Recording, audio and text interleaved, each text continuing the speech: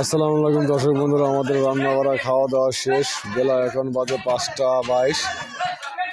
বরযাত্রী খাইছে এবং আমরা চলে যাবো এখান থেকে। দেখুন আমাদের সব কিছু শেষ হয়ে গেল, এখন খাবার বিতরণ করতেছে। এখানে অনেক মানুষ এখানে খাওয়া দিতেছে। দেখেন এই যে টুপি মাথায় দেওয়া এই লোকটা দেখতেছেন, সে একজন বাবুর্চি, সে খাবার বিতরণ করতেছে। বাড়ির লোক আছে যারা ব্যাগ নিয়ে আইছে, তাদেরকে খাবার দেওয়া হবে।